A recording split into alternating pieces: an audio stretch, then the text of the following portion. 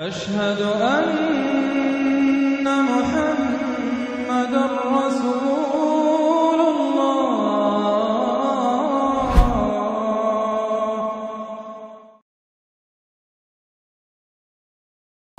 أعوذ بالله من الشيطان الرجيم بسم الله الرحمن الرحيم الحمد لله رب العالمين الرحمن الرحيم مالك يوم الدين إياك نعبد وإياك نستعين اهدنا الصراط المستقيم صراط الذين أنعمت عليهم غير المغضوب عليهم ولا الضالين آمين اللهم صل على محمد وعلى آل محمد كما صليت على إبراهيم وعلى آل إبراهيم إنك حميد مجيد اللهم بارك على محمد وعلى آل محمد কামা বারাকতা আলা ইব্রাহিম ওয়া আলা আলি ইব্রাহিম ইন্নাকা হামিদুম মাজিদ।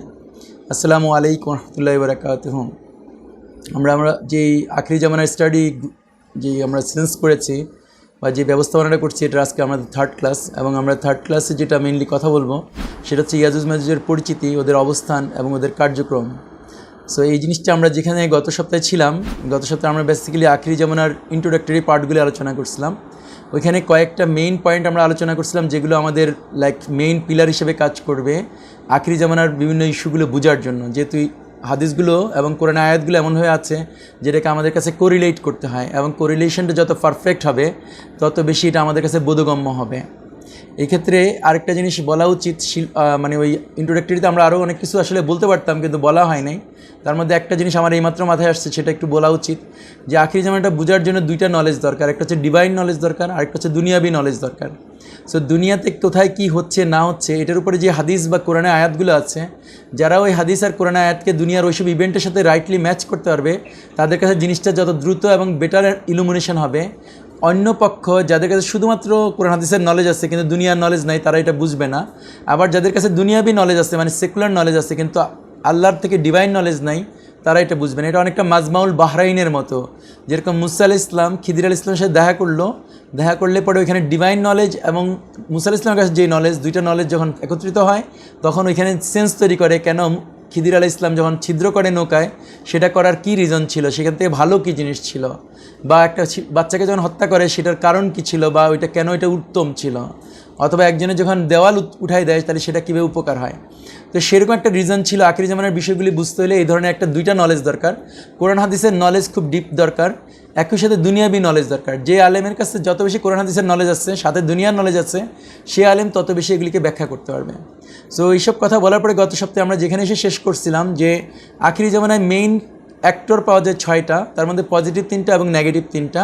সো আমরা প্রথম নেগেটিভ জিনিসগুলি আলোচনা করি, যেহেতু পজিটিভগুলি আমরা হতে পারে সুযোগ থাকলে আমরা ইনশাল্লাহ কথা বলবো, বাট নেগেটিভ ইস্যুগুলি বুঝলে যেটা হবে, কারণ এই নেগেটিভ ইস্যুগুলো আমাদের মধ্যে কুফর, শিরক এগুলো হচ্ছে ঢুকাই দিচ্ছে, যার জন্য আমরা এই জিনিসগুলি বেশি জানা উচিত।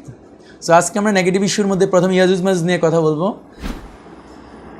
নর্মালি আজকের যে আলোচনা, সেই আলোচনাতে এই কতটুকু আমরা হতে পারে বুঝবো ইয়াজুজ মাজুজ সম্পর্কে মানুষের প্রচলিত ধারণা কী, এটা আমরা জানবো ইনশাল্লাহ। মূলের উপর ভিত্তি করে ইয়াজুজ মাজুজের ব্যাখ্যাটা কী হতে পারে সেটা আমরা বুঝবো। কোরআন ও হাদিসের আলোকে ইয়াজুজ মাজুজের পরিচিতি দিব, যাতে কিনা আমরা বুঝতে পারি ইয়াজুজ মাজুজ কে, কারা, এটা কি আসলে প্রচলিত ধারণার মতো না আসলে প্রচলিত ধারণার বাহিরে কোরআন হাদিসে অন্য কথা বলতেছে। ইয়াজুজ মাজুজ কী করে, ওদের চারিত্রিক বৈশিষ্ট্যটা কী সেটা নিয়ে আমরা কথা বলবো। এদের টার্গেট মিশন বা পৃথিবীর মানুষের উপর এর প্রভাবটা কী এটাও আমরা কথা বলবো। আর তারপরে যে অংশটুকু কোরআন হাদিসের আলোকে ওদের অরিজিনাল অবস্থা, আমার মনে হয় না আমরা আজকে ওইটা আর করতে পারবো। আমরা শুধু উপরে এই অংশটুকু আলোচনা করে আজকে মেইনলি শেষ করবো ইনশাল্লাহ। সো ইয়াজুজ মাজুজ সম্পর্কে মানুষের যে প্রচলিত ধারণা সেটা সম্পর্কে এরকম বলছি যে নর্মালি দেখবেন আপনারা যদি ইন্টারনেট ঘাঁটাঘাঁটি করেন, ডান পাশে যে ছবিগুলি দিছে এগুলো হচ্ছে ইয়াজুজ মাজুজের ছবি দিছে ওরা। অ্যাকচুয়ালি ইয়াজুজ মাজুজের ছবি এরকম, ওদের কোনোভাবে এটাকে আইডেন্টিফাই করার সুযোগ নেই যে ওরা এরকম, অথবা ওদেরকে দিছে এরকম। এটা হচ্ছে ইয়াজুজ মাজুজের ছবি দিছে। ডেফিনেটলি যারা এইগুলি ছবি দিছে তারা এটাকে ইনভেনশন করছে বেইজ অন দ্য হাদিসের কিছু কিছু বর্ণনার কারণে, কিন্তু এটা কি ফ্যাক্টস কিনা সেটা আল্লাহ ভালো জানে। আমরা অবশ্য লাস্টে গিয়ে আমরাও কিছু ছবি দিব, এবং তখন আপনারা হয়তো পারে বুঝবেন যে অন্যরকম আসবে, এক ধরনের অবিশ্বাসও আসতে পারে, আবার কারো কারো সেন্সে আসলে তারা বিশ্বাসও করতে পারে, আল্লাহ ভালো জানে। সো মেইনলি প্রচলিত ধারণা হচ্ছে তারা ঠিক মানুষ না, মানুষের মতো হতে পারে। সো মানুষ নর্মালি মুসলিমদের যে আজকে যে মুসলিমরা আছে সারা বিশ্বে, তাদের অলমোস্ট 90% বা 90+% মানুষ মনে করে যে ইয়াজুজ মাজুজ ঠিক মানুষ না, মানে আমাদের মতো আদম মানুষ না। আমাদের মতো ওরা সকালে ঘুম থেকে উঠে চাকরি বাকরি করে না, ব্যবসা বাণিজ্য করে না, ওদের ছেলে মেয়েদেরকে স্কুল কলেজ পাঠায় না, ওরা ওদের মানে খাবারের জন্য, ফ্যাশনের করার জন্য নাইকি বা এডিডাসের জিনিস কেনার জন্য ওদের আকর্ষণ করে না, ওরা পিজা খেতে যায় না, এরকম টাইপের মানুষের একটা ধারণা। তবে মানুষের মতো কিছু একটা হইতে পারে এরকম কেউ কেউ বলে। অনেকে এরকম বলে তারা অসংখ্য দলে দলে বের হয়ে আসবে। ওরা লাইক অনেকটা যখন অসংখ্য দলে দলে বের হয়ে আসবে এটা যখন বলে, এটা অনেকটা মিনিং করে লাইক যেরকম পিঁপড়ার বাসা থেকে পিঁপড়ারা বের হয়ে আসে দলে দলে, অথবা পাখির ঝাঁকে ঝাঁকে বের হয়ে আসে, এরকম টাইপের ওদের একটা সেন্স অফ আন্ডারস্ট্যান্ডিং আছে। বের হবার পর ওরা যখন বের হবে তখন শুধু মারামারি আর খুনোখুনি করবে। ওদের আর আজিফ লাইক ওদের আর অন্য কোনো কাজ নাই। ওরা দেওয়ালটা ভেঙে, যে দেওয়ালের পিছনে আছে ওরা, বা মাটির নিচে আছে, অনেকের ধারণা হচ্ছে মাটির নিচে আছে, ওইখান থেকে বের হবে। বের হওয়ার পর কন্টিনিউয়াসলি শুধু মারামারি কাটাকাটি করবে। দেখেন ডান পাশে যে নিচের ছবিটা আছে, এরকম হচ্ছে একটা বিভৎস একটা অবস্থা, যে ওরা শুধু কাল কন্টিনিউয়াসলি ফাইটিং করবে, যুদ্ধ করবে আর খুনাখুনি করবে, মানুষকে শুধু হত্যা করবে। তারপরে যে আমি বললাম অনাহত মানুষকে রক্তাক্ত করবে, হত্যা করবে, এটা হচ্ছে আরেকটা ধারণা মানুষের। এবং অনেকে এটা বিশ্বাস করে যে ইয়াজমেজ সভ্য না, ওরা লাইক সিভিলাইজড না, ওরা প্যান্ট শার্ট এরকম পরে না, যার জন্য দেখেন ডান পাশের ছবিতে এরকম করে রেখে দিচ্ছে। সো মানুষের সভ্যতাকে ওরা গুড়িয়ে দিবে, যে সিটি আমাদের যেসব নগর বন্দর বানাইছি, শপিং কমপ্লেক্স বানাইছি, এগুলি সব কিছু করে ভেঙে ভুঙে নষ্ট করে দেবে। ফ্লাইওভার, পদ্মা সেতু, মেঘনা সেতু সব ধ্বংস করে দেবে, এরকম অ্যাজ ইফ লাইক এরকম। মানুষের বাড়িঘর শহর বন্দর ধ্বংস করে ফেলবে, যেটা আমরা একটু আগে বললাম। পৃথিবীর সব পানি খেয়ে ফেলবে, যুদ্ধ করা যাবে না, ওদের সাথে যুদ্ধ করা যাবে না, আর ওরা পৃথিবীর সব পানি খেয়ে ফেলবে। ওরা মাটির নিচে আর একটা পৃথিবীতে আছে, যেটা কিনা আমাদের একজন আলেম বলছেন ওনার একটা ইয়ে থেকে, সেখান থেকে আমি এটা নিচ্ছি। সো ওরা হচ্ছে যে কী করবে, মাটির নিচে আছে এবং ওইখানে মাটির নিচ থেকে পৃথিবীতে বের হয়ে আসবে। ওরা এখানে আরেকটা নিচের একটা পৃথিবীতে আছে। চীনের প্রাচীরের ওই পাশের চীনারাও ইয়াজমেজ হইতে পারে। অনেকের একটা ধারণা যে চীনের যে প্রাচীর আছে, যেটা ইট দিয়ে তৈরি করা, ইট সুরকি দিয়ে, সেটার ওই পাশে চীনারা যারা আছে, ওই চীনারাও হইতে পারে ইয়াজমেজ হয়ে বের আসবে একদিন। তারপর হচ্ছে ওরা দজ্জালকে মারার পর বের হবে। ইয়াজমেজ বের হতে পারবে না যতক্ষণ পর্যন্ত ঈসা আলাইহিস সালাম নেমে এসে দজ্জালকে হত্যা করবে, তারপরে শুধু এইসব ইয়াজমেজরা বের হবে, এর আগে ইয়াজমেজরা বের হবে না। এটা একটা ধারণা, বাট এগুলি আসলে এই প্রচলিত ধারণা আমি সেগুলি আনছি যেগুলি আসলে হাদিস এবং কোরআনের সাথে কন্ট্রাডিকশন করে, এবং হাদিস এবং কোরআনে এইভাবে বলে নাই, সেজন্য এগুলি এখানে প্রচলিত ধারণার আন্ডারে আনছি। সব মানুষকে মারার পর ওরা ঈসা আলাইহিস সালামকে তাড়া করবে এবং পৃথিবীর অন্যান্য সব মানুষকে মেরে ফেলবে। তারপরে ঈসা আলাইহিস সালাম এবং তার অনুসারীদেরকে ওরা তাড়া করবে। ইয়াজমেজ বের হতে এখনও অনেক দেরি, এরকম বলবে। আপনি যদি কখনো আলোচনা করতে চাইবেন, বেশিরভাগ মানুষের পয়েন্ট হবে এরকম, ভাই এটা অনেক দেরি। এটা এমন এক লম্বা টান দিয়ে বলে যে সে আসলে এটা নিয়ে শুনতেও চাচ্ছে না, এটা নিয়ে তার ইচ্ছা নাই। সে মনে করে সে মরে যাবে, তার ছেলের জেনারেশন মরে যাবে, তবুই ইয়াজমেজ বের হবে না, এরকম একটা ধারণা মানুষের। ওদের কান হাতির মতো, একটা কান ছাদের মতো, এরকম আমাকে কিছু ভাই বলে এরকম যে আপনি কি জানেন ইয়াজমেজের কান হচ্ছে হাতির কানের মতো। এক কান দিয়ে ওরা বিছনা বানায় যেটার মধ্যে ওরা শোয়ে, আর এক কান দিয়ে ওরা ওদের ছাদ বানায় যাতে কিনা বৃষ্টির পানি ওদের গায়ে না পড়ে। এরকমও আমাদের মধ্যে এই ধারণাগুলো আছে এরকম। সো আমরা দেখি এবার মূলের উপর ভিত্তি করে ইয়াজমেজের ব্যাখ্যা কি এটা আমরা দিব। তার আগে আমি আসলে কোরআন হাদিসের উপরে আগে এটা বলে নিই, তারপরে এটা বলবো। কোরআন হাদিসের আলোকে ইয়াজমেজের পরিচিতিটা এরকম। কোরআনের আলোকে বলা যায় দুনিয়াতে শান্তি স্থাপনের নিমিত্তে ইয়াজমেজ ফাসাদ করে। কোরআনে যেভাবে ইয়াজমেজ কথাটা এসছে সেটা আসছে যে ইয়াজমেজ দুনিয়াতে ফাসাদ করে। আসলে ইয়াজমেজ যখন ফাসাদ করে তখন ওরা বলে যে আমরা শান্তি স্থাপন করার জন্য, মানে পৃথিবীর মানুষের উপকার করার জন্য ওরা হচ্ছে ফাসাদ করে। ওরা জানে না যে ওরা ফাসাদ করে, ওরা বলে যে আমরা শান্তি স্থাপন করতে চাই। আমরা মানুষ যখন অভুক্ত থাকে আমাদের কাছে খুবই খারাপ লাগে, সো আমরা মানুষকে বেশি বেশি খাওয়াইতে চাই, এরকম একটা সেন্স আসে। ওরা বলে যে আমরা মানুষ যে অসুস্থ থাকে এটা আমাদের ভালো লাগে না, আমরা মানুষকে চিকিৎসা দিতে চাই, মানুষের জন্য চিকিৎসা ওদের দোরগোড়ায় পৌঁছে দিতে চাই। এটা হচ্ছে ওদের কথা, মানে ওরা মানুষের উপকারের জন্য কাজ করে। কিন্তু হ্যাপেন টু বি ওরা যেটা উপকারের জন্য কাজ করে, রেজাল্ট হয় যে ওইটার কারণে মানুষ মারামারি কাটাকাটি এগুলি করে। অনেক মানে একটা স্টেজের পর স্টেজ এসে দেখা যাচ্ছে মানুষ মারামারি করে, ফ্যাসাদ করে, মানে হচ্ছে যে কন্টামিনেশন করে। সোসাইটির মধ্যে শান্তি থাকার কথা ছিল, ভাইয়ে ভাইয়ে মিল থাকার কথা ছিল, মুসলিম ইউনিটি থাকার কথা ছিল, কিন্তু ওদের শান্তি স্থাপনের কারণে, ওদের আইডিয়ার কারণে, যেমন ওরা যেমন বললো একটা কথা উদাহরণস্বরূপ আমি বলতেছি যে এরকম করা হচ্ছে ইন্টারফেথ ডায়ালগ চালু করা উচিত। যখন ওরা ইন্টারফেথ ডায়ালগ চালু করে কিছুদিন পরে দেখা যায় ওইটা নিয়ে বিভেদ আরও বাড়ার পরে ওরা মারামারি কাটাকাটি করে ফেলে, এরকম টাইপের। ওরা হচ্ছে নির্দিষ্টক্ষণ আসার আগ পর্যন্ত তারা দেওয়াল ছিদ্র করে বের হতে পারবে না। আর এটা হচ্ছে আল্লাহ বলতেছে কোরআনে, যে আল্লাহ যে টাইমটা ওদের জন্য সেট করে রাখছে, ওদের জন্য যে তাকদির সেট করছে, সেই তাকদিরের সময় আসার আগ পর্যন্ত ওরা দেওয়াল থেকে ছিদ্র করে বের হতে পারবে না। কিন্তু যেটা করতে পারবে, ওরা দেওয়াল ছিদ্র করতে পারবে, ছিদ্র করে করে এমন জায়গায় পৌঁছাতে পারবে যেই জায়গাতে ওরা সূর্যের আলো দেখতে পাবে। মানে দেওয়ালটা এমনভাবে ছিদ্র করলো, ছিদ্রের ওই পাশে যে সূর্যের রে সেটা ওরা দেখতে পারে, এই পর্যন্ত ওরা সর্বোচ্চ ছিদ্র করতে পারে। এবং আল্লাহ রাসূল এই হাদিসে বলতেছে যে ওরা যেদিন ইনশাআল্লাহ বলবে সেদিন হচ্ছে ওইটা আর ভরবে না, ওইটা আবার ওরা বের হয়ে আসতে পারবে। সো ওরা প্রতিদিন ডিগিং করে এবং ডিগিং করতে করতে দেওয়ালটাকে এমন এক জায়গায় পৌঁছে যে জায়গায় ওরা ছিদ্র ওই পাশে সূর্যের আলো দেখতে পারে। এতটুকু পর্যন্ত ওদের করার ক্ষমতা আছে, যেদিন পর্যন্ত আল্লাহ ওদেরকে বের করার জন্য সুযোগ না দিবে। আমরা দেখবো যে ওরা বের হয়েছে কিনা পরে আগামী পর্বের হাদিসে ইনশাআল্লাহ। ছাড়া পাওয়ার পর তাদের কিছু সংখ্যক অন্যান্যদের উপর কর্তৃত্বের আসনে বসবে। এটা সূরা কাহাফের 99 নম্বর আয়াতে বলতেছে আল্লাহ যে ওরা যখন ছাড়া পাবে, আপনার এটা অবশ্যই বোঝার জন্য যেটা করতে হবে, ওয়ার্ড বাই ওয়ার্ড ট্রান্সলেশন দেখতে হবে কোরআনের, তখন আপনারা এই সেন্সটা পাবেন। ওরা যখন ছাড়া পাবে, ওই দেওয়াল থেকে ছাড়া পাবে, তখন ওদের অল্প কিছু সংখ্যক অন্যান্যদের উপর কর্তৃত্ব করবে, মানে পৃথিবীর মানুষের উপর ওরা কর্তৃত্ব করবে অল্প কিছু সংখ্যক ওদের। এই ধরনের হচ্ছে ওদের সম্পর্কে কোরআনে বলা আছে। হাদিসের আলোকে হচ্ছে ইয়াজুজ মাজুজ হচ্ছে আদম সন্তান। আল্লাহ রাসূল সাল্লাল্লাহু আলাইহি ওয়াসাল্লাম বলতেছে যে ইয়াজুজ মাজুজ হচ্ছে আদম সন্তান, যেরকম আদম আলাইহিস সালামের সন্তান হচ্ছে আমরা, একই রকম আদম আলাইহিস সালামের সন্তান হচ্ছে যে আমরা ইয়াজুজ মাজুজ আদম আলাইহিস সালামের সন্তান। তো আমরা যেটা বলতেছিলাম যে কোরআনের আলোকে আমি বললাম, তারপর হাদিসের আলোকে যেটা আমরা পাচ্ছি যে ইয়াজুজ মাজুজ হচ্ছে আদম সন্তান। আরেকটা হাদিসে আল্লাহ রাসূল সাল্লাল্লাহু আলাইহি ওয়াসাল্লাম বলছে ইয়াজুজ মাজুজ হচ্ছে হাশরের মাঠে আদম সন্তানদের প্রতি 1999 জনই হবে ইয়াজুজ মাজুজ। সো আমরা যে হাশরের মাঠে যত মানুষ আসবে আদম আলাইহিস সালাম থেকে শেষ মানুষটা পর্যন্ত, ওদের মধ্যে প্রতি 1999 জন হবে ইয়াজুজ মাজুজ। তারপরে বলছে যে ছাড়া পাওয়ার পর হজ ও উমরা চলতে থাকবে। ইয়াজুজ মাজুজ, এটা হচ্ছে বুখারীর একটা হাদিস যে ইয়াজুজ মাজুজ ছাড়া পাওয়ার পরেও হজ এবং উমরা চলতে থাকবে। সো হজ আর উমরা বন্ধ হবে না। কিন্তু অন্য হাদিস আছে যে হচ্ছে হজ এবং উমরা স্থগিত হবে, আখিরি জামানায় হজ এবং উমরা স্থগিত হবে, যেটা কিনা ধরেন এই বছর আমাদের কাছে হজ আর উমরা স্থগিত হয়ে আছে। এটা হচ্ছে হাদিসে আছে হজ আর উমরা যে স্থগিত হবে, মানে মুসলিমরা হজ আর উমরা স্থগিত করবে, এইটা মিন করছে। এটা মানে কোনো রিজনের জন্য না, মুসলিমরা তাদের ইন্টারপ্রিটেশন করে তারা এরকম হজ উমরা বন্ধ করে, এটা হচ্ছে মোর মিনিং আসে আর কি। আল্লাহ ভিন্ন অন্য কেউ এদের হারাতে পারবে না। এটা হচ্ছে একটা হাদিসে কুদসি, যেখানে আল্লাহ বলতেছেন যে উনি একটা জাতিকে সৃষ্টি করছে, মানে ইয়াজুজ মাজুজকে সৃষ্টি করছে, যে যাদেরকে আল্লাহ ছাড়া আর কেউ হারাতে পারবে না। যার জন্য আমরা কোরআনের মধ্যে দেখি যখন জুলকারনাইন আলাইহিস সালামকে বলা হয় যে ইয়াজুজ মাজুজ এসে ওনার এখানে ফাসাদ করে, এই জন্য জুলকারনাইন আলাইহিস সালাম যদিও পশ্চিমের যারা ছিল তাদেরকে উনি শাস্তি দিচ্ছে এবং বলছে আল্লাহ আবার শাস্তি দিবে, কিন্তু ইয়াজুজ মাজুজের ক্ষেত্রে উনি কোনো রকমের ওদেরকে প্রতিবন্ধকতা করে না, উনি ওদেরকে বিরুদ্ধে যুদ্ধ করতে যায় না, যদিও আল্লাহ ওনাকে সব ক্ষমতা দিচ্ছিল। তো এটা রিজনটা হচ্ছে যে কারণ উনিও জানতেন যে ইয়াজুজ মাজুজ হচ্ছে আল্লাহ শুধুমাত্র এদেরকে হারাতে পারবে।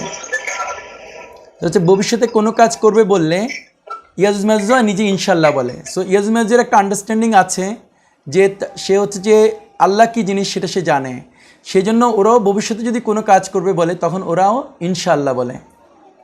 এটা হচ্ছে একটা মালয়েশিয়ান স্কলার, উনি প্রথম এটা ওপিনিয়ন দিছে, এটা হচ্ছে ওনার ওপিনিয়ন। আমরা আমাদের চিন্তার জন্য এই ওপিনিয়নটা আমরা শেয়ার করতেছি। এখানে যেটা বলতেছে যে ইয়াজুজ, আপনি যদি এখানে দেখেন ইয়া জাল ওয়া জা, ইয়াজুজ থেকে আমি জাস্ট জুজ শব্দটা নিয়ে আসছি ইয়াটাকে রেখে, কারণ ইয়াটা অনেকটা হচ্ছে প্রত্যয় টাইপের। তো জুজকে যখন যে জাল ওয়া জাল, এই জুজ শব্দের অর্থ উনি বলতেছেন যে আগের যুগে, আগে যে আরবি বা ইনিশিয়াল স্টেজে যে আরবি, উনি ভাষাতত্ত্ববিদ আর কি, ল্যাঙ্গুয়েজ সেন্সে বলতেছে, নেগেটিভ বা ক্ষতিকর শয়তানি কাজ হলে ওটাকে জুজ বলে। সো আমরা যদি কোনো কাজটা যদি নেগেটিভ হয়, যেমন মিথ্যা কথা বলা, মানুষের ক্ষতি করা, মানুষকে হত্যা করা অন্যায়ভাবে, ওই ধরনের কাজকে জুজ বলে। শুধু তাই না, ওই ক্ষেত্রে হচ্ছে যে স্বতঃস্ফূর্তভাবে নেগেটিভ বা ক্ষতিকর কাজ করে অথচ সমাজে নিজেকে পজিটিভ কিংবা যথার্থ হিসেবে উপস্থাপন বা এস্টাবলিশ করে, ওই ধরনের কাজ হচ্ছে জুজ বলে। সো আমি যদি একটা নেগেটিভ কাজ করি বা ক্ষতিকর কাজ করি, কিন্তু ক্ষতিকর কাজটাকে আমি সমাজে এস্টাবলিশ করি অ্যাজ ইফ লাইক পজিটিভ কাজ বা ভালো একটা কাজ, তাহলে ওই ধরনের কাজকে বলবে যে জুজ। আমি আশা করি বুঝছেন না, তারপর আরেকবার বলি যে জুজ হচ্ছে ওই ধরনের নেগেটিভ কাজ বা ক্ষতিকর কাজ, যে নেগেটিভ বা ক্ষতিকর কাজকে যিনি করেন উনি সমাজের মধ্যে পজিটিভ হিসেবে উপস্থাপন করেন, আসলে ওই কাজটা পজিটিভ না। ফর এক্সাম্পল, বাংলাদেশে এখন কি করা হচ্ছে যে নারী স্বাধীনতার জন্য কাজ করা হচ্ছে বা সমকামিতার জন্য কাজ করা হচ্ছে, এটা একটা নেগেটিভ কাজ, ক্ষতিকর কাজ, কিন্তু এটাকে উপস্থাপন করা হচ্ছে it's like as if like positive, এবং তারপর ওরা এটা এস্টাবলিশ করবে। যারা এটা করে তাদেরকে আল্লাহ বলতেছে ইয়াজুজ। ফর এক্সাম্পল এরকম নেগেটিভ কাজ যারা করে তাদেরকে বলা হয় ইয়াজুজ। যারা নেগেটিভ কাজকে পজিটিভ হিসেবে উপস্থাপন করে এবং এস্টাবলিশ করে তারা হচ্ছে ইয়াজুজ। আর মাজুজ হচ্ছে তারা যে ইয়াজুজের নেগেটিভ কাজকে শুধু সমর্থনই করে না, বরং অফিসিয়ালি ওই নেগেটিভ কাজটিকে প্রয়োজনীয় কিংবা যথার্থ হিসেবে স্থাপিত করে। সে সাথে মজলুমের উপর অন্যায়ের দায়ভার চাপিয়ে দেয় ও সমাজে তা প্রতিষ্ঠিত করে। তার মানে হচ্ছে মাজুজরা হচ্ছে ইয়াজুজ যে খারাপ কাজগুলি করবে এবং সেটাকে পজিটিভ হিসেবে উপস্থাপন করবে, মাজুজের কাজ হচ্ছে ওইটা শুধু সমর্থন করবে না, বরং অফিসিয়ালি ওই নেগেটিভ কাজটাকে কী প্রয়োজন আছে, কী আছে না আছে এগুলি বলে সমাজে স্থাপিত করবে। এবং শুধু সমাজে স্থাপিত করতে গিয়ে যাদের সাথে ওদের কন্ট্রাডিকশন লাগবে, ফর এক্সাম্পল ধরেন সমকামিতা করতে গিয়ে হুজুরদের সাথে কন্ট্রাডিকশন লাগলো, তাহলে ওরা হুজুররা মজলুম হলো, কারণ হুজুরদের ধর্মের উপরে সে হাত দিল, মুসলিমদের ধর্মের উপরে সে হাত দিল। কিন্তু জিনিসটা এরকম করবে, ওরা এমন একটা সিচুয়েশন করবে যে অ্যাজ ইফ লাইক মুসলিমরা হচ্ছে সমাজের মধ্যে প্রবলেম করতেছে, ফ্যাসাদ তৈরি করতেছে, মুসলিমরা হচ্ছে সমাজের মধ্যে মারামারি কাটাকাটি অন্যায়ভাবে ওদের রাইটস নষ্ট করতেছে, সমাজের মধ্যে একটা হাউকাও বা বিশৃঙ্খলা সৃষ্টি করতেছে। এটা হচ্ছে মাজুজদের কাজ। সো আমরা যেটা সামারি করলে পাচ্ছি সেটা হচ্ছে অ্যাক্টিভলি একটা কাজ করার মাধ্যমে প্রতিপক্ষের ক্ষতি করে, যেমন ইয়াজুজ করে। এটা আরেকভাবে একটু উদাহরণ নেন, যেমন আপনারা ধরেন ইসরায়েলের একটা ব্যাপার দেখেন, ইসরায়েলি যারা ছিলেন অরিজিনালি তারা ছিলেন প্যালেস্টিনিয়ান, মানে আরব ছিলেন। ইউরোপিয়ান সাদা চামড়ার লোকেরা ইসরায়েলে এসছে 1948 থেকে, ওরা বসতি শুরু করছে এবং তারপরে অরিজিনাল যারা প্যালেস্টাইনি ছিল তাদেরকে মারতেছে, কাটতেছে, সব কিছু করতেছে গত মোর দেন 70 ইয়ার্স থেকে। কিন্তু প্রতিবার যখনই কিছু একটা হয়, বিকজ তারা ওদের ল্যান্ড গ্র্যাব করতেছে, ওদের রাজধানী নিয়ে যাচ্ছে, ওদের ইস্ট জেরুজালেম দখল করছে, ওদের বাড়ি দখল করছে, ওদেরকে রিফিউজি তৈরি করছে, অ্যাসেট্রা একটার পর একটা করতেছে। কিন্তু ওদের কথাবার্তা হচ্ছে কি অ্যাজ ইফ লাইক হচ্ছে প্যালেস্টাইনের হচ্ছে সব ক্রিমিনাল, প্যালেস্টাইনের হচ্ছে টেরোরিস্ট, প্যালেস্টাইন হচ্ছে ক্ষতিকর। এই সিমিলারলি আপনি যদি দেখবেন যে শাপলা চত্বরের ক্ষেত্রে, শাপলা চত্বরে অনেক অসংখ্য আলেম গেছেন, বলা হয় যে 20 লাখ প্লাস আলেম গেছেন।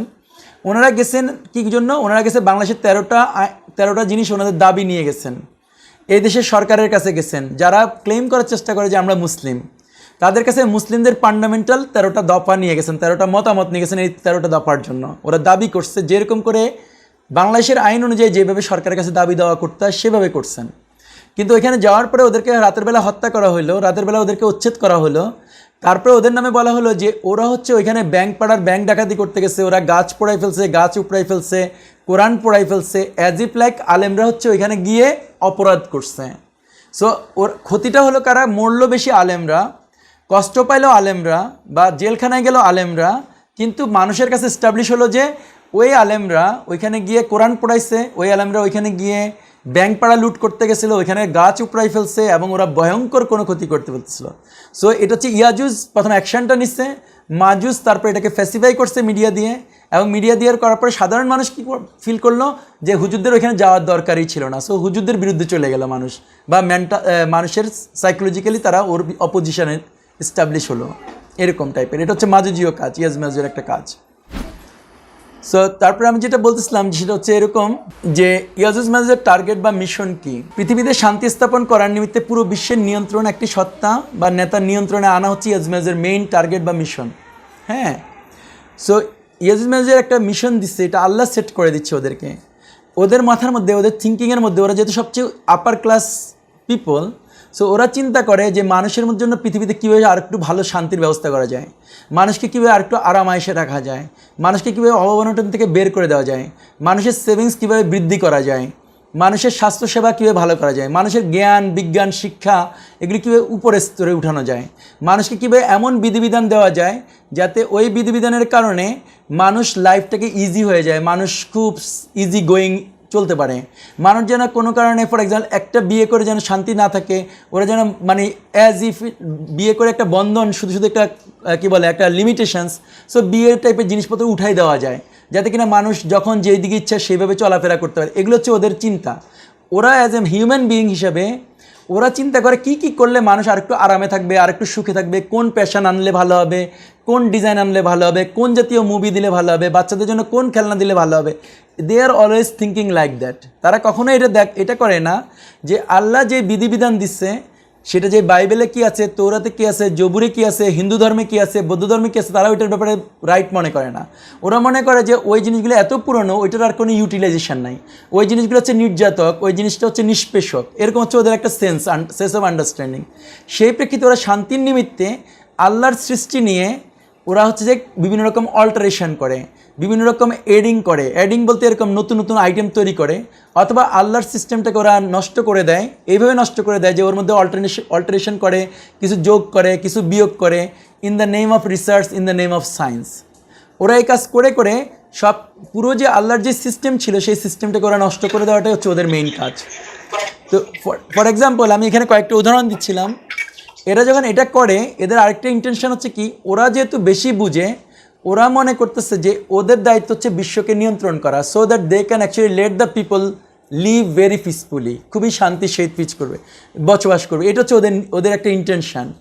সেই জন্য কিন্তু ওই মাধ্যমে ওইটা করতে গিয়ে ওরা গ্র্যাজুয়ালি ওদের কাছে নিয়ন্ত্রণটা নেয়। সো নিয়ন্ত্রণ নিলে ওরা মনে করতেছে যদি আমার আন্ডারে যদি থাকে, লেটসে ফেসবুকের মধ্যে পৃথিবীর সমস্ত মানুষ কানেক্টেড হলো, তাহলে আমরা একটা মেসেজ দিলে সব মানুষ পেয়ে যাবে, এটা হচ্ছে ওদের একটা ভালো। কিন্তু ওরা ইনডাইরেক্টলি সমস্ত মানুষকে নিয়ন্ত্রণ করতেছে এরকম একটা সেন্সে, সো দ্যাট আমি জানি কার অভাব আছে কতটুকু, সো এর জন্য চাইল্ড ভাতা দিব, এর জন্য হচ্ছে বৃদ্ধ ভাতা দিব, ওর জন্য অমুক ভাতা দিব, এরকম করার ওদের চিন্তা। কে কত টাকা ইনকাম করে, কেমনে করে, সম্পূর্ণ একটা ওয়েল ম্যানেজড একটা সিস্টেম করে। যেমন ফর এক্সাম্পল আল্লাহ পৃথিবীকে ম্যানেজ করে, যেরকম আমরা ইয়াতে পড়ি, সূরা আর রহমানে পড়ি যে আল্লাহ রাউন্ড দ্য ক্লক ব্যস্ত, কারণ আল্লাহ মানুষের বিভিন্ন লোক বিভিন্ন কিছু আল্লাহর কাছে বলে, প্রার্থনা করে, আল্লাহ সেই জিনিসটার সমাধান করতে থাকে। সূরা আর রহমানের মধ্যে বলতেছে, এখানেও সেম ওরা বলতেছে আল্লাহ না, বরং আমরা নিয়ে আসি আমাদের কন্ট্রোলে, so that we can let the whole ওয়ার্ল্ডের পিপলদেরকে আমরা অনেক সুখে শান্তিতে ভালোতে রাখতে পারবো, পশু পাখিদেরকে ভালো রাখতে পারবো, জীবজন্তুদের ভালো রাখতে পারবো, অ্যাসেট্রা। তাদের মাথায় অলওয়েজ নতুন নতুন আইডিয়া কিলবিল করে।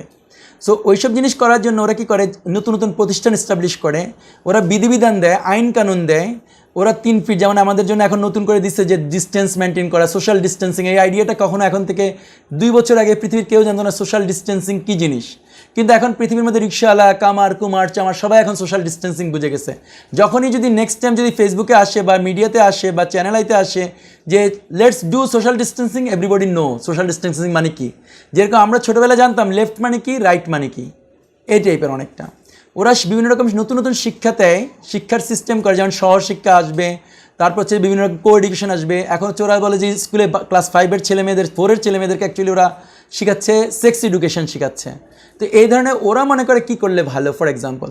এবং ওই নিমিত্তে ওরা বিভিন্ন রকম উপায় উপকরণ যা প্রয়োজন সেটাও স্থাপন করে, আবার স্থাপন করার পর যদি কিছু ডিফেক্ট পায় সেটাকে আবার প্রতিস্থাপন করে, রিসার্চ করে আবার নতুন ডেভেলপমেন্ট করে দেয়। ওরা ব্যবস্থাপনা বিন্যাস করে মানুষের উপর সর্বোচ্চ পসিবল নিয়ন্ত্রণ নিশ্চিত করার জন্যে। তো যদি আপনারা এখানে দেখেন যে এই জিনিসটা বোঝার জন্য যে জিনিসটা দরকার, যেমন ইসলামের টার্গেট বা মিশন বোঝার জন্য, যেমন আল্লাহ ফেরেশতাদেরকে বলতেছে যে উনি পৃথিবীতে দিচ্ছে একটা খলিফা বানাচ্ছে, খিলাফত বানাচ্ছে, সেই খিলাফতের একজন খলিফা থাকবে এবং সেই খলিফা আল্লাহর দেওয়া আইন কানুন বিধিবিধান অনুযায়ী পৃথিবীকে চালাবে। কিন্তু ওরা বলতেছে না না, খলিফা বা খিলাফা সিস্টেম চলবে না, আল্লাহর দেওয়া আইন অনুযায়ী চলবে না, যেটা কিনা লক্ষ লক্ষ বছর থেকে চলছিল সেটা আর চলবে না। 1921-23 থেকে ওরা পৃথিবীর লাস্ট যেই খিলাফা বা খলিফা সেটা ধ্বংস করে দিচ্ছে। এর আগে যেটা খলিফা ছিল, সো আমি যেটা বলতে গেছিলাম সেটা হচ্ছে যে যেমন আল্লাহর বিধিবিধানটা আমাদেরকে সবসময় যদি মুসলিম হিসেবে আমরা মনে রাখতে পারি যে আসলে কোরআন আর হাদিস কী বলছে, ওইটা যদি আমাদের মাথায় না থাকে, ওইটাকে আমরা যদি বাটখারা বা স্কেল হিসেবে ইউজ না করি, তাহলে কখনো আমরা এই চেঞ্জগুলি বুঝতে পারবো না। এটা একদিনে হয় না, এটা অসংখ্য বছরে হয়েছে, লেটস সে হান্ড্রেডস অফ ইয়ার্সের মধ্যে হয়েছে এই চেঞ্জগুলো, যার জন্য আমরা যারা এই গত 20 বছরে জন্মাইছি, 30 বছরে জন্মাইছি, 40 বছরে জন্মাইছি, আমরা এই যেটা বুঝতে পারি না। যে যত বেশি বয়স্ক সে তত বেশি চেঞ্জগুলি দেখতে পায়, ভিজিবিলি দেখতে পায়, আর যারা অল্প বয়স তারা বুঝতে পারে না যে এই চেঞ্জটা। সো মেইনলি আমাদের জন্য থিমটা হচ্ছে কোরআন আর হাদিস হচ্ছে আমাদের লাইক বাটখারার মতো, স্কেলের মতো। যেমন আমি যদি 1 কেজি ময়দা কিনবো, আমাকে একটা বাটখারা লাগবে যেটা আমাকে বলবে যে এটা হচ্ছে 1 কেজি ওয়েট। সো আমি এক পাশে ময়দা দিব বা আটা দিব, অন্য পাশে ওই বাটখারা দিলে আমরা বুঝবো যে এই ময়দা বা আটাটা 1 কেজি হলো কিনা। পৃথিবীর ব্যবস্থাপনা বুঝতে হলে আমাদেরকে কোরআন আর হাদিস জানতে হবে। সেই কোরআন আর হাদিস জানার পরে কোরআন আর হাদিসটাকে বাটখারা হিসাবে ইউজ করতে হবে। সো তখন আমরা বুঝবো যে কিভাবে রাজনৈতিক ব্যবস্থাপনাটা আল্লাহর যে ব্যবস্থাপনা ছিল সেই ব্যবস্থাপনা থেকে আমরা এখন কমপ্লিটলি অপোজিট চলে গেছি। তো ওরা এই জিনিসটা মানুষ মুসলিমরা নিজেরা করবে না। যেমন একজন আলেম ওলামারা আগে মানুষকে রান করাতো, চালাতো, মানুষ সমাজকে চালাতো। সো আলেম ওলামারা কখনো এরকম করবে না যে খিলাফাকে ব্যানিশ করে দিয়ে জাতিসংঘ এস্টাবলিশ করে সারা বিশ্বের মানুষকে জাতিসংঘের আওতায় নিয়ে আসবে, এটা করবে না কখনো। দেন বলবে না যে জাতিসংঘের নিরাপত্তা পরিষদ হচ্ছে যে সমস্ত মানুষের আলটিমেট ডিসাইডার, আলটিমেট ওরা যেটা বলবে সেটা সব মানুষকে মানতে হবে। এই 5টা দেশের কাছে সমস্ত ব্যবস্থাপনা তুলে দিবে না, কখনো মুসলিমরা এটা করবে না। তারা কী করে সমস্ত ব্যবস্থাপনা আল্লাহর কাছে তুলবে আর আল্লাহর প্রতিনিধি হিসেবে খলিফার কাছে তুলবে। তো এই যে জিনিসটা করছে এটা হচ্ছে ওরা রাজনৈতিক ব্যবস্থাপনা হচ্ছে জাতিসংঘ এবং সরকার স্থাপন ও ব্যবস্থাপনার মধ্যে, সরকারটাও ওদের ব্যবস্থাপনা। এটা সরকার, আমরা যখন দাজ্জাল নিয়ে পড়বো তখন আমরা বুঝতে পারবো সরকার আসলে ফাংশন করে কেমনে। সো সরকার এবং জাতিসংঘ স্থাপন করলো ও ব্যবস্থাপনার মাধ্যমে ওরা আইন আদালতকে কন্ট্রোল করে, পুলিশিংকে কন্ট্রোল করে, প্রশাসনকে নিয়ন্ত্রণ করে এবং সেভাবে মানুষকে তাদের ইচ্ছা মতো পরিচালিত করে। সো ফর এক্সাম্পল, আমি যদি একটা কিছু কথা বলতেছি, এটা জাতিসংঘ যদি বাংলাদেশ সরকারকে বলতেছে যে আমার এই কথাটা হচ্ছে যে কোট আনকোট টেরোরিস্টের কথাবার্তা, এটা টেরোরিস্টের ম্যানুয়াল, এটা জঙ্গির ম্যানুয়াল, তাহলে সরকার যখন এটা আইন করবে পুলিশ কীভাবে বাধ্য হবে আমাকে অ্যারেস্ট করতে, কারণ পুলিশের অন্য কোনো বিকল্প নাই। পুলিশ আমার বাসায় এসে যদি দেখবে যে হ্যাঁ আমার এখানে লেখা আছে কোরআনের বাংলা তর্জমা, অর্থাৎ কোরআন কেমনে বুঝে পড়তে হয়, অর্থাৎ কোরআন কেমনে ওইটা হয়, পুলিশ বলে এটা তো জিহাদের বই, এটা কাজ করবে না। বা আমি যদি বললাম যে কোরআনের মধ্যে জিহাদের আয়াতগুলো সংকলন, তাহলে বলে এটা জিহাদের বই হয়ে যাবে। সো ফর এক্সাম্পল, পুলিশ হচ্ছে একটা অল্প একটু জায়গা দেখে, পুলিশ এর উপরেরটা দেখে না। পুলিশকে কোট আনকোট ওর জন্য একটা পলিসি দেওয়া আছে যে আপনি এখান থেকে এখান পর্যন্ত করতে পারবেন, আপনার ইমিডিয়েট সুপিরিয়র বস যেটা বলবে you have to follow that, this is the oath you have taken. ও এই শপথ নিচ্ছে। সো ওর বস যদি ওকে অর্ডার দিচ্ছে, বিকজ মন্ত্রী তাকে অর্ডার দিচ্ছে, মন্ত্রী হচ্ছে সরকারের একটা পার্ট আর সরকার হচ্ছে যে জাতিসংঘের একটা পার্ট। সো জাতিসংঘ যেটা অর্ডার করতেছে সরকার সেটা ইমপ্লিমেন্ট করতেছে এবং সেভাবে প্রশাসন, পুলিশ, আদালত ওগুলি ওইভাবে চলতেছে। বাট এখানে যারা ন্যাশনাল ইস্যুগুলি বুঝে না, মানে যদি কোনো কারণে কেউ ছোট আছে যারা এখনও গভর্নেন্স বুঝে না বা ওয়ার্ল্ড কনটেক্সট বুঝে না বা দেশের বাইরে কম গেছে, তারা হয়তো পারে কিছু আমার কথাতে কম বুঝতে পারে। তারপর আমরা প্রশ্ন উত্তর পর্বে হয়তো পারে ওটাকে আরেকটু ডিটেলিং করবো। আমি জাস্ট বোরিং যাতে না হয় আর টাইম যাতে ম্যানেজ করা যায় সেজন্য আর বলছি না এই পয়েন্টে। ওরা একই রকম কী করে অর্থ এবং সম্পদ ব্যবস্থাপনার জন্য IMF এস্টাবলিশ করছে, IMF এবং কেন্দ্রীয় ব্যাংক স্থাপন করছে এবং ব্যবস্থাপনার মাধ্যমে সত্যিকারের সম্পদের বিকল্প হিসাবে মূল্যহীন কাগজ এবং ইলেকট্রনিক টাকার প্রচলন করছে, মুদ্রণ করছে, প্রচলন করছে, ডিস্ট্রিবিউশন করছে এবং এর মাধ্যমে ওরা মানুষকে নিয়ন্ত্রণ করে। কারণ হচ্ছে টাকা, আমি যদি কাগজের টাকা হয় আর কাগজের টাকা হচ্ছে ওরাই প্রিন্ট করে, সো যেহেতু ওরা প্রিন্ট করে ওরা এটা কন্ট্রোল করতে পারে, ওরা এটা কন্ট্রোল করার মাধ্যমে আমাকে ওরা নিয়ন্ত্রণ করে। যেমন এখন বলতেছি কি এটার আওতায় কী হচ্ছে ব্যাংকিং ব্যবস্থাপনা আসে। সো যখন আমি একটা কাউকে টাকা দিলাম, জাকাতের টাকা দিই আর যেটা দিই, কোনো কারণে ওরা আমাকে বলতে পারে যে না আপনি টেরোরিস্টকে টাকা দিচ্ছেন। সো দ্যাটস হাউ আমি সারাক্ষণ ভয়ে থাকতে হয় যদি আমি এটা আল্লাহর রাস্তায় টাকা দিচ্ছি। ফর এক্সাম্পল, একটা উদাহরণের জন্য বললাম। সো আপাত দৃষ্টিতে ওরা বলতেছে কি আমরা ভালোর জন্য করতেছিলাম এই ব্যবস্থাপনাটা, সো দ্যাট বিশ্বের মধ্যে দ্রুত টাকা লেনদেন করা যাবে, ব্যবসা বাণিজ্য ভালো হবে, এসেট্রা এসেট্রা বলছে। বা কাগজের টাকা হলে সুবিধার হচ্ছে এরকম, স্বর্ণ নিয়ে যাওয়া আসা করলে ডাকাত ধরে নিয়ে যাবে। সো কাগজের টাকা হলে অল্প একটু হয়, আপনার মানি ব্যাগের মধ্যে আপনি সুন্দর করে রেখে দিতে পারবেন। বা আপনি যদি ক্রেডিট কার্ড বা ডেবিট কার্ড ইউজ করেন তাহলে তো আপনার টাকা নিয়ে হাঁটতে হলে না, আপনি এটা ইজিলি ইউজ করতে পারবেন। এরকম ওরা বলবে, কিন্তু আসলে ওগুলি যখন আপনি চিন্তা করবেন কোরআন হাদিস দিয়ে, তখন দেখতেছেন কি কাগজের টাকা যখন হয় তখন আল্লাহ কোরআন এবং হাদিসের মধ্যে কাগজের টাকাকে ডিসিপটিভ টাকা হিসেবে এটাকে হারাম করে দিচ্ছে। বা যেসব টাকার মধ্যে ছবি আছে ওইসব টাকাকে আল্লাহ হারাম করে রাখছে। দেন হচ্ছে ইলেকট্রনিক টাকা যখন আসে সেইটার সাথে সম্পর্ক হচ্ছে সুদের। যেমন আমি ক্রেডিট কার্ড ইউজ করলে ওইটা হচ্ছে 20 দিন 50 দিন বিভিন্ন টাইম আছে, ওই টাইমের পরে সুদ যোগ হবে। সো ওই টাকা টেকনিক্যালি আল্লাহ হারাম করে রাখছে, কিন্তু আমি এখানে ইলেকট্রনিক কার্ড ইউজ করার জন্য, visa master card, American express use করার জন্য আমি ওই সুদের সিস্টেমের মধ্যে পড়ে যাচ্ছি। এইভাবে আমি কি হচ্ছে আল্লাহ থেকে দূরে সরে যাচ্ছি, কিন্তু ওরা বলতেছে ওরা ভালোর জন্য করতেছে, বাট আমি আল্লাহর কাছে কালার হয়ে যাচ্ছি, আল্লাহর কাছে ক্রিমিনাল হয়ে যাচ্ছি।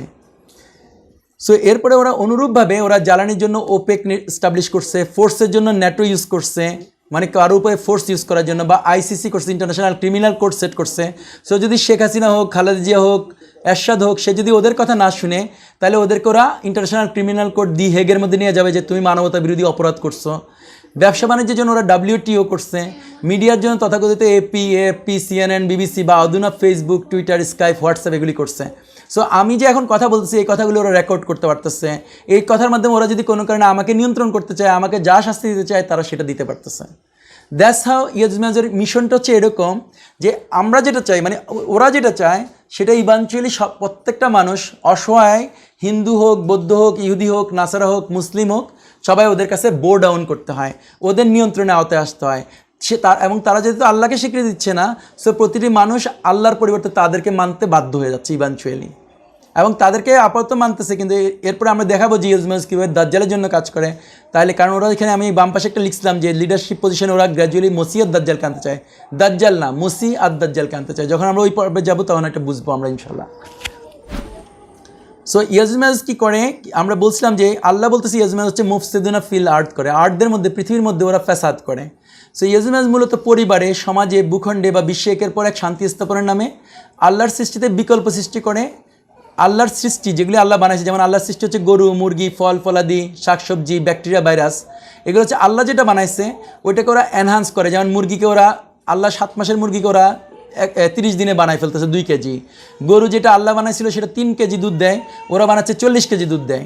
সো আমার ছেলে বা আপনার ছেলে তখন বলতে পারবে যে বাবা তোমার আল্লাহ তো গরু 3 কেজি দুধ দ্বারা গরু বানাতে পারে, কিন্তু আমাদের অমুক ইউনিভার্সিটির প্রফেসর একটা গরু থেকে 40 কেজি দুধ বানাতে পারে, তাহলে তোমার আল্লাহ থেকে তো আমাদের প্রফেসর আরও বেশি বুদ্ধিমান বা সায়েন্স আরও বেশি স্মার্ট, এরকম কথা বলার সুযোগ থাকে। ফল ফলাদি ওরা কী করতেছে, বীজগুলি সরাই নিচ্ছে, সো দ্যাট মানুষ আর ফল পদাদিকে ওরা স্টোর করতে পারতেছে না বা শাকসবজি স্টোর করতে পারতেছে না, যে পরের সিজনে ওরা এটা করবে, ওরা ওদের উপর ডিপেন্ডেন্ট হয়ে যাচ্ছে।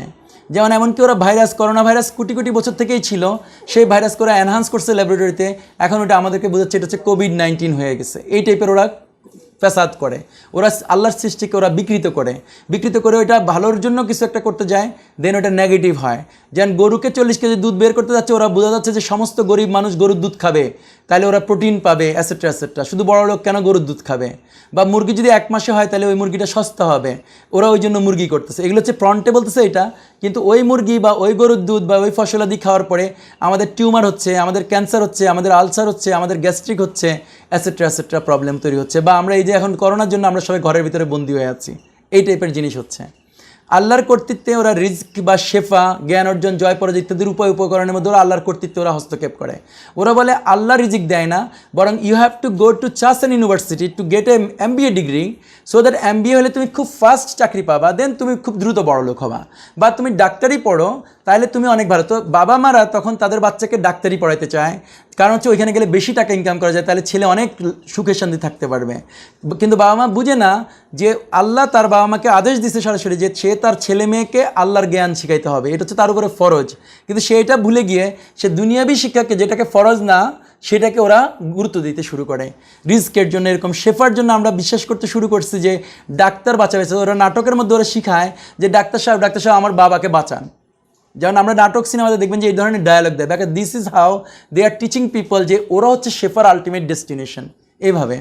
সো জ্ঞান অর্জনের জন্য ওরা মনে করে যে স্কুল কলেজ এস্টাবলিশ করতে হবে, দেন স্কুল কলেজে ওরা শেখাচ্ছে এখন যেগুলি শেখাচ্ছে, যেমন সমকামিতা শেখাবে, যেমন সেক্স এডুকেশন শেখাবে, এটা একদিনে হয় নাই, এটা হচ্ছে ওভার। এখন আমরা লাস্ট অবস্থায় এসেছি, তখন এই জিনিসগুলো এখন বাংলাদেশে প্রকোপ আসছে, কিন্তু ওয়েস্টার্ন কান্ট্রিতে এগুলো অনেক আগে আসছে।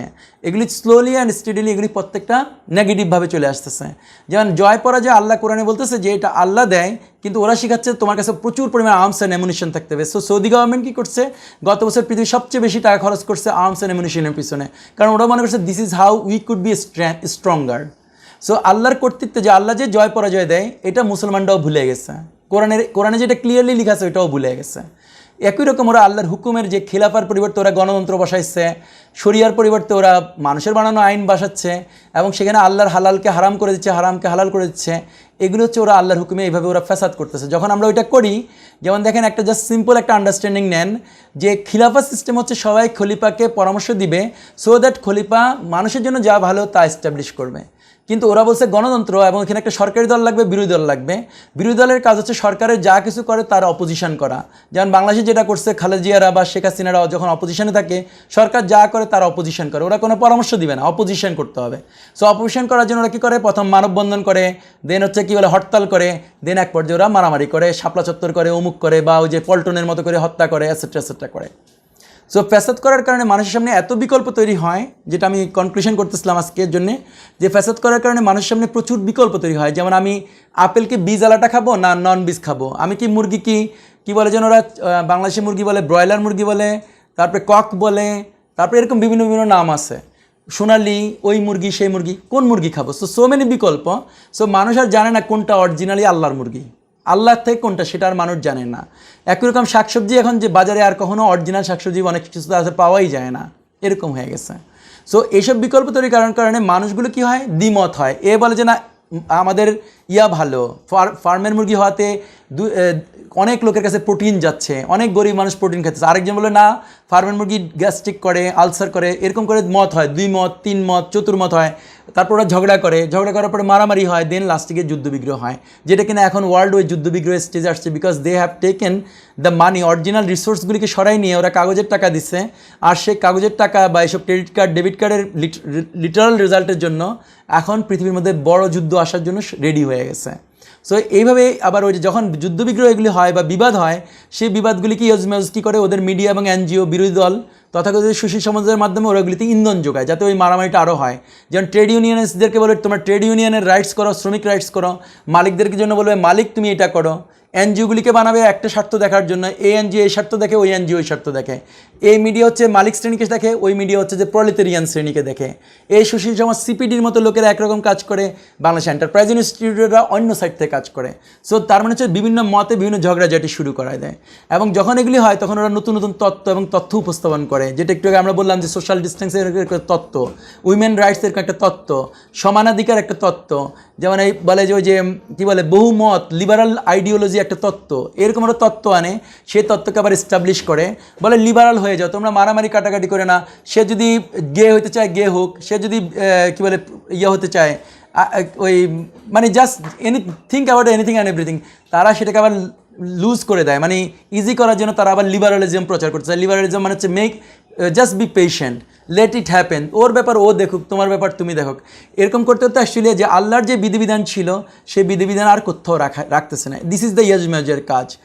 তো আমার মনে হয় আজকে আমরা এতটুকুই শেষ করি। আমরা আগামী পর্বে যেটা জানবো সেটা হচ্ছে বেসিক্যালি ইয়াজমেজ কোথাও হতে এর মিশন শুরু করবে, তখন আমরা ওই মিশন থেকে জানতে গিয়ে আমরা এক্স্যাক্টলি লোকেট করতে পারবো আল্লাহ সূরা কাহাফের মধ্যে। আপনারা যদি নিজেরা পড়ে নেন এগুলি খুবই ভালো হবে। ইন দ্য মিন টাইম সূরা কাহাফের 83 নম্বর থেকে 99 নম্বর আয়াত পর্যন্ত পড়েন, সূরা আম্বিয়ার 95 এবং 96 নম্বর আয়াত পড়েন, তাহলে আমরা আগামী পর্বে যখন কথা বলবো খুব সহজে আপনারা ক্যাচ করতে পারবেন। ওয়াখির দাওয়ানা আলহামদুলিল্লাহি রাব্বিল আলামিন। এর মধ্যে এখন যদি কারো কোনো প্রশ্ন থাকে তাহলে সেটা করতে পারেন, বা কমেন্ট থাকলে ওইটাও করতে পারেন। জি, আসসালামু আলাইকুম, আসিফ বলছি। আমার সংক্ষেপে দুটো কোশ্চেন ছিল, যদি ফলো করেন। একটা হচ্ছে, তাহলে দেখা যাচ্ছে যে ইভেন মুসলিমদের মধ্যে থেকে যারা হচ্ছে যে ইয়াজুজ অথবা মাজুজের মতো করছে, তাহলে তারা বেসিক্যালি তাদের কাজের মাধ্যমে তারা ইয়াজুজ মাজুজে পরিণত হচ্ছে, ব্যাপারটা কি তাই? হ্যাঁ, এক্স্যাক্টলি আপনি ঠিক ধরছেন। যেমন এটার জন্য রেফারেন্সটা হচ্ছে এরকম যে আল্লাহ যে শয়তান বানাইছে তারা হচ্ছে জিন ছিল, অরিজিনাল শয়তানটা হচ্ছে জিন। তো জিনরা যখন শয়তানি করা মানে হচ্ছে ওরা বেসিক্যালি কী করে, একজন মানুষের অন্তরে ওয়াসওয়াসা দেয়, হুইসপারিং করে, কি করার জন্য, কুফুরি করার জন্য। যেমন নামাজের টাইম হয়েছে ফজরের নামাজ, ওরা জিন এসে হুইসপারিং করবে যাতে আমি নামাজটা ঘুম থেকে আরেকটু পরে উঠি, এরকম করে সূর্যটা উঠাই দেয় বা আমাকে ঘুম পাড়াই দেয়। এইভাবে হচ্ছে শয়তানরা কাজ, মানে শয়তান কাজ করে। দেন আল্লাহ সূরা নাসের মধ্যে বলতেছে খান্নাস, যে মানুষ শয়তান। সো মানুষ যদি ওই শয়তানের ক্যারেক্টারিস্টিক্স ধারণ করে ওইরকম করে হুইসপারিং করে মানুষকে কুফরি করার জন্য, তখন মানুষ শয়তানে পরিণত হয়, খান্নাসে পরিণত হয়। সিমিলারলি ইয়াজুজ মাজুজ যদি আল্লাহর সৃষ্টির মধ্যে কন্টামিনেশন করে, আল্লাহর শরিয়ার মধ্যে নতুন অল্টারনেটিভ তৈরি করে এবং সেই অল্টারনেটিভ এস্টাবলিশ করে আল্লাহটাকে as if like weaker, as if like আল্লাহটা বর্জনীয়, তখন হচ্ছে ওই মানুষটা ইয়াজুজ মাজুজের ক্যারেক্টারিস্টিক্স ধারণ করার কারণে আমরা ওকে ইয়াজুজ মাজুজ বলতে। আসলে ইয়াজুজ মাজুজ হচ্ছে একটা ক্রিয়ার সাথে রিলেটেড, যেটা আমরা দেখালাম উৎপত্তির ভিত্তিতে। সো এটা একটা অ্যাকশান, যে অ্যাকশানটা হচ্ছে যে একটা নেগেটিভ জিনিস করবে এই ইন্টেনশনে, অ্যাজ ইফ সে শান্তি এস্টাবলিশ করতেছে। অ্যাকচুয়ালি তার এইটা করার কারণে আল্লাহর বিধিবিধান বা আল্লাহর সিস্টেম বা আল্লাহর সৃষ্টি কোশ্চেনের মুখে পড়তেছে, আল্লাহর সৃষ্টি থ্রেটেনের মুখে পড়তেছে, এবং এটার ইভানচুয়াল রেজাল্ট হচ্ছে মানুষ ফ্যাসাদের মধ্যে পড়ে যাচ্ছে, মানুষ জলে এবং স্থলে সব জায়গায় ফ্যাসাদে পরিপূর্ণ হয়ে যাচ্ছে। সো যেসব মানুষরা মুসলিম হোক, খ্রিশ্চান হোক, হিন্দু হোক, ইহুদি হোক, যেই হোক, সে এটা করার কারণেই আমরা যেটা একটা হাদিস বলতেছিলাম, আখেরাতে হাসরের ময়দানে 1999 জন এই জন্য এটার আওতায় চলে আসবে, যে তারা কখনো না কখনো তারা ফ্যাসাদ করছে, আর ওই ফ্যাসাদের জন্য তারা শাস্তি ভোগ করবে, তারা দোজখে যেতে হবে। এবং এই জন্য এটা ডেফিনেটলি ওরা ওইটার জন্য আমি মনে করি যে আমি এটা ফিল করছি এই জন্য যে এটা আমি না শুধু, আসলে এটা যখন রিসার্চ করে তখন এইভাবেই আসবে এর থেকে বেটার কোনো কিছু এখন পর্যন্ত আলেম ওলামা বা অন্য কেউ এর থেকে বেটার কিছু বলে নাই। এটাই বরং যারা বলছে তারা এই জাঙ্গিকে কথা বলছে। আরেকটা এটার সাথে কোশ্চেন যেটা ছিল সংক্ষেপে, যে ব্যাপারটা হচ্ছে তাহলে ধরেন যে মুসলিম যাতে কোনো এই বিশ্ব ব্যবস্থা সম্পর্কে বা যা কিছু চলছে এই ব্যাপার সম্পর্কে কোনো ধারণাই নেই, তো ইন দ্যাট কেস ওই মানুষটা যে বয়সী হোক না কেন সে তার নিজের অজান্তে ইয়াজুজ মাজুজে পরিণত হচ্ছে কিংবা এই ব্যাপারে টোটালি আনকনশাস, তাহলে তার ঈমান বা তার আমলের কি অবস্থা বা মানে কি বিষয়টা? সরি, এটা তো আমি অ্যাকচুয়ালি বলতে পারবো না। ঈমান তো তার সে আনছে লা ইলাহা ইল্লাল্লাহ মুহাম্মাদুর রাসূলুল্লাহ বলছে, কিন্তু সে যদি একটা কাজ করছে আল্লাহর সৃষ্টিকে সে বিকৃত করছে, যেমন আল্লাহ দিয়েছে শরিয়া, সে যদি বললো যে না আমরা হচ্ছে গণতন্ত্রের পক্ষের শক্তি, সে বললো, ধরেন আমি বললাম যে আমি গণতন্ত্রের পক্ষের শক্তি এবং আমি নির্বাচন করলাম, আমি সংসদে গেলাম এবং আমি আল্লাহর একটা আইন ছিল যে যখনই মেয়ে সাবালক হয় তখন তাকে বিয়ে দাও, কিন্তু আমি আইন করলাম যে 18 বছরের নিচে মেয়ে বিয়ে দেওয়া হারাম করে দিলাম। যখন আমি এটা করলাম আমি আল্লাহর উপরে নিজের পজিশন এস্টাবলিশ করলাম। এভাবে আমি ইয়াজুজ মাজুজ যেমন করলাম, একই সাথে আমি আমাকে রবে পরিণত করলাম। অ্যাসেট্রা দোষে আমি অবশ্যই দোষী হব যখন আমি এটা করব। সো ইয়াজুজ মাজুজ সে মনের অজান্তেই হচ্ছে। এখন আল্লাহ ভালো জানে ওদেরকে আল্লাহ কী করবে, কিন্তু আমরা তো যে কতটুকু পাচ্ছি আদম আলাইহিস সালামের ওই হাদিসটা দিয়ে, এটা বুখারী শরীফে 4 বার এই হাদিস এসছে, সে তো আমরা জানি যে they will go to the hell fire. এখন কি কয়েকদিনের জন্য যাবে না অনেক লম্বা সময়ের জন্য, আল্লাহ ভালো জানে সেটা। আমার ভাই ইন্টেনশনের জন্য কি এখানে ওই যে বাইদার যে ইয়েটা আছে কি যেন বললে একটা হাদিস আপনার আয়েশা রাদিয়াল্লাহু তাআলা আনহা বলছেন, ওইটা কি আপনি এটার সাথে রিলেট করতে পারেন যে একজন যদি ঈমানওয়ালা হন, যিনি আল্লাহকে বিশ্বাস করেন আমলও করেন কিন্তু উনি জানেন না, উনি বুঝেন না, কিন্তু ওনার ইন্টেনশন ছিল পিওর? ডেফিনেটলি তো এই আপনি এটার মধ্যে শেয়ার করতে পারেন। একটা হাদিস আছে যে আয়েশা রাদিয়াল্লাহু তাআলা আনহা থেকে, ওই হাদিসটাতে বলছে যে মাহদী আলাইহিস সালাম বের হওয়ার পরে উত্তর দিক থেকে একটা বাহিনী আসবে যাদের মধ্যে বিভিন্ন ক্যাটাগরির মানুষ থাকবে, এবং তারা যেহেতু ইমাম মাহাদিকে অ্যাটাক করার জন্য আসবে, মক্কাকে অ্যাটাক করার জন্য আসবে, সেজন্য আল্লাহ ওদেরকে মাটিকে আদেশ দিলে মাটি ওদেরকে গিলে ফেলবে। তখন আয়েশা রাদিয়াল্লাহু বলছে ইয়া রাসূলুল্লাহ, ওদের মধ্যে তো ট্রাভেলার আছে, ওদের মধ্যে তো বিজনেসম্যান আছে, ইনোসেন্ট মানুষ আছে। তখন আল্লাহ রাসূল সাল্লাল্লাহু আলাইহি ওয়াসাল্লাম বলছে যে যখন আখিরাতে উঠবে ওদের সবাইকে গিলে ফেলবে, ভালো লোককেও গিলবে, কিন্তু যখন আখিরাতে উঠবে তখন ওদের ইন্টেনশন অনুযায়ী আল্লাহ ওদেরকে মানে রেজাল্ট দিবে বা জাজমেন্ট দিবে। এই ক্ষেত্রে শুধু একটু পার্থক্য হবে যে আমরা যারা এখানে আছি এখন, আমরা যখন আল্লাহর সাথে কন্টামিনেশন করি, actually we must know the Islam. Allah যে কোরআন এবং হাদিস দিচ্ছে, ওইখানে যদি আমি 10 ঘন্টা পড়লাম না, ওইটার উপরে পিএইচডি করলাম না, আমি যদি কোনো কারণে জেনেটিক্যালি মডিফাইং জিএমওর উপরে আমি পিএইচডি করলাম, definitely I should be differently treated. আমি এটা ফিল করতেছিলাম এই জন্য যে আমার উপর তো আমার উপরে মোর ফরজ ছিল আমি আল্লাহর নলেজটা নেওয়া। সো আমি এখানে গবেষণা করা দরকার, আগে আমাকে দরকার ছিল একজন আলেমের সাথে কথা বলা যে আমি এই বিষয়ে পিএইচডি করতে যাচ্ছি এই জিনিসটা নিয়ে, weather it is কমপ্লাইং with the Quran and হাদিস, এরকম কিছু তো ওনার দায়িত্ব বা ওনার জন্য তো জ্ঞান অর্জন করা ওনার জন্য ফরজ ছিল। সো এই জাতীয় জিনিসকে একটা গ্রে এরিয়া আছে এখানে। আশিক ভাই ওই হাদিসটার সাথে, বাইদার হাদিসটার সাথে একটু কিছু একটা গ্রে এরিয়া আছে মনে হয়। ঠিক আছে, আমার মনে হয় আমরা ধরে নিতে পারি যে তাহলে আর কোনো কোশ্চেন নাই আজকে। আর মামুন ভাই আর কি কোনো কিছু বলার আছে? তাহলে আমরা আজকের সেশন শেষ করতে পারি। হ্যাঁ ইনশাল্লাহ, আমি শুধু ওইটাই রিকোয়েস্ট করবো যে সবাই যদি আগামী পরে মেইনলি আমরা যেটা নিয়ে কথা বলবো, ইয়াজুজ মাজুজ অরিজিনাল যারা ইয়াজুজ মাজুজ, যাদেরকে আল্লাহ জুলকারনাইন আলাইহিস সালাম যাদেরকে দেওয়ালের ওই পারে আটকায় রাখছে, সেই ইয়াজুজ মাজুজকে কালকে আমরা লোকেট করার জন্য কাজ করব কোরআন আয়াতগুলি পড়ে। সো সবাই যদি ওই আয়াতগুলি পড়ে নেয় 83 থেকে 99 সূরা কাহাফ 18 নম্বর সূরার 83 নম্বর আয়াত থেকে 99 নম্বর আয়াত পর্যন্ত যদি বাংলায় পড়ে নেয় অ্যাটলিস্ট, বা ইংরেজিতে পড়ে নেয়, এটা খুবই উপকার হবে কালকের মানে আগামী শুক্রবারের সেশনের জন্য। তাহলে আমরা এক্স্যাক্টলি লোকেট করতে পারবো যে কোথায় অরিজিনাল ইয়াজুজ মাজুজ ছিল এবং কীভাবে আল্লাহ সেটা কোরআনের মধ্যে আসলে বলে দিছে। আমরা শুধু গবেষণা করলে এটা বের করতে পারতাম আর কি। এতটুকুই তাহলে আমার পক্ষ থেকে।